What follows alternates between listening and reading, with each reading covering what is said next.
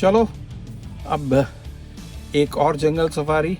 Jim Corbett तो कई बार हो आए है, तो जिम कॉर्बेट एक्चुअली बहुत बड़ा है, वो जंगल बहुत बड़ा है। उस पोर्शन को जो रामनगर के पास है उसको जिम कॉर्बेट कहते हैं, जो हरिद्वार के पास है इसको राजा जी नेशनल पार्क कहते हैं। पार्क पीछे से एक ही है और एनिमल्स जो हैं वो दोनों जगह घूमते रहते हैं, उनके लिए तो कोई लिमिट है नहीं। तो क्रॉस करते हैं, कभी इस एरिया में आ जाते हैं, कभी इस इस एरिया में चले जाते हैं। सोचा चलो राजा जी नेशनल पार्क चलते हैं। कुछ हमसे पहले कुछ जीप्स ऑलरेडी अंदर चली गई हैं, हम भी तैयारी कर रहे हैं और 2-4 मिनट में अंदर चलते हैं।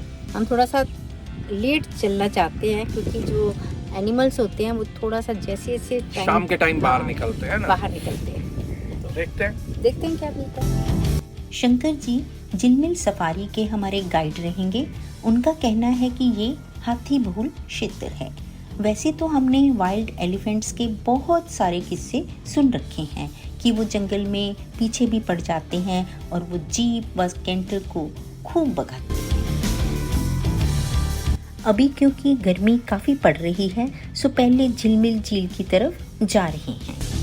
ये इलाका लेपर्ड्स का है। गर्मी में जानवर पानी के पास अक्सर दिखाई देते हैं, पर ये क्या, यहाँ तो हमें जीप से उतरना होगा और नीचे जंगल के उसी लेपर्ड एरिया में पैदल ही जाना होगा।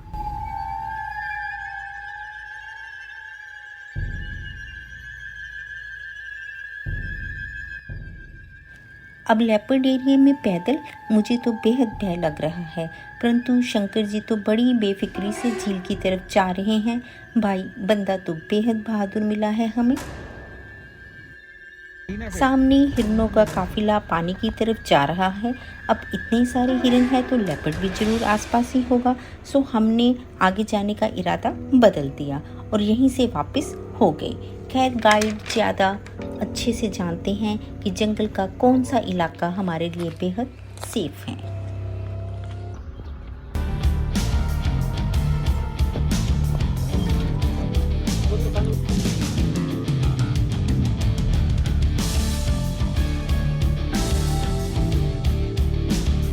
कुछ लोगों के इसके भीतर घर और खेत हैं और उनके घर नहीं है, वो झोपड़ी टाइप में बोलते हैं ना। अच्छा झोंपड़ी टाइप छप्पर। छप्पर, ओके। और थोड़ी सी बस एक तार ही लगी हुई है इलेक्ट्रिक, है ना।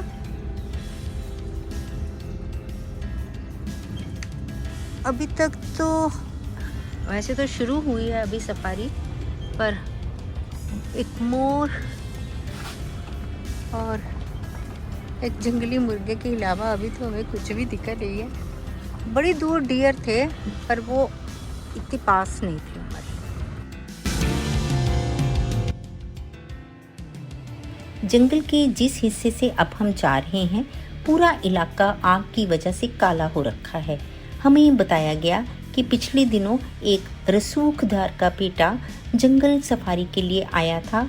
मना करने के बावजूद वो सिगरेट पीने लगा और चलती जीप से जलती हुई सिगरेट को उसने फेंक भी दिया। सूखे पत्तों ने चिंगारी की वजह से आग पकड़ ली और जंगल का इकोसिस्टम काफ़ी हद तक एक लापरवाह और मूर्ख व्यक्ति ने तबाह कर दिया। अब हम यहाँ पर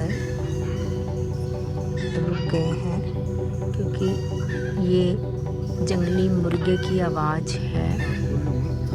अच्छा, तो वो मुर्गा पेड़ के ऊपर चढ़ा हुआ है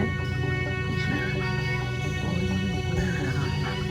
तो हमारे गाइड कह रहे हैं कि ये इसीलिए बोल रहा है कि लेपर्ड आसपास है।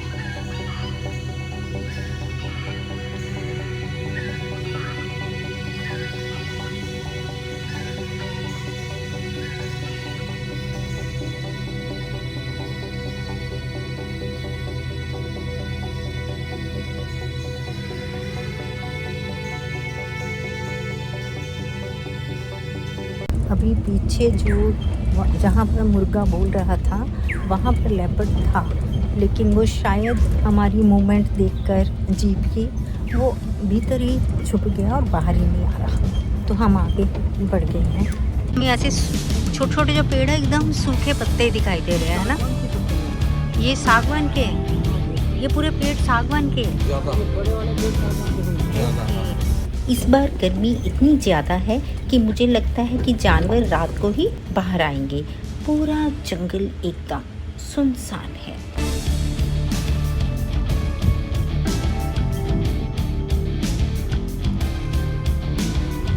घने पेड़ों के झुरमुट से निकलते हुए अब ये रास्ता कच्चा और उबड़ खाबड़ है।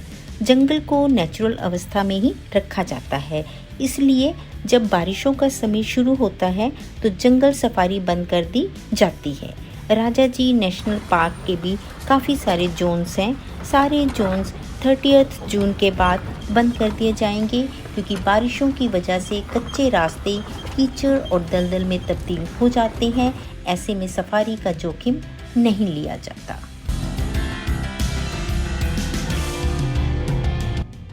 घने पेड़ों, कच्चे रास्तों के बाद अब हमारे सामने पूरा ग्रासलैंड है, जो कि झिलमिल झील तक दूर दूर तक फैला हुआ है। जानवर दिखे ना दिखे, परंतु ये पूरा क्षेत्र बेहद खूबसूरत है।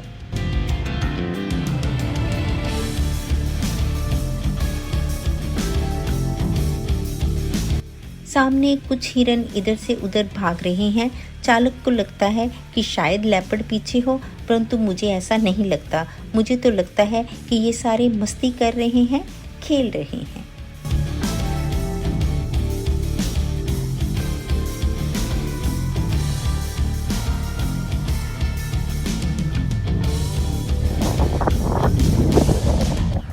जंगल के बीचों बीच में बनी बस्ती की हट्स, खेत और आगे गाय भैंसे भी खूब नज़र आ रही हैं।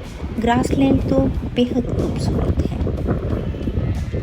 बीच बीच में वाटर बॉडीज हैं, सो जानवरों के लिए नेचर ने पानी की व्यवस्था भी कर रखी है।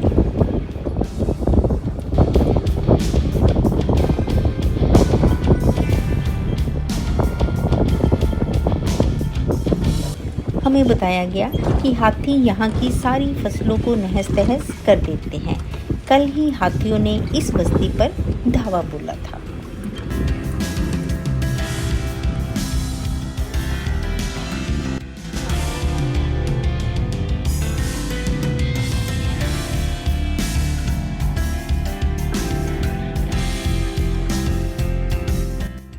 रिवर के किनारे का ये रेतीला एरिया अब हम हाथी बहुल क्षेत्र से क्रॉस कर रहे हैं।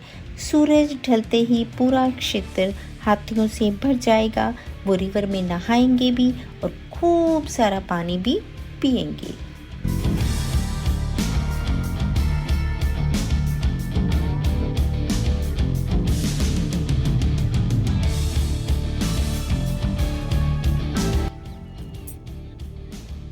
हाथी जो है वो सामने पेड़ों के बीच में है और वो पेड़ों को की टहनियों को तोड़कर खा रहे हैं, पर बाहर नहीं आ रहे हैं, जबकि उन्हें ये जो रिवर है साइड पर, ये इस समय पानी पीने आते हैं। तो थोड़ी वेट करते।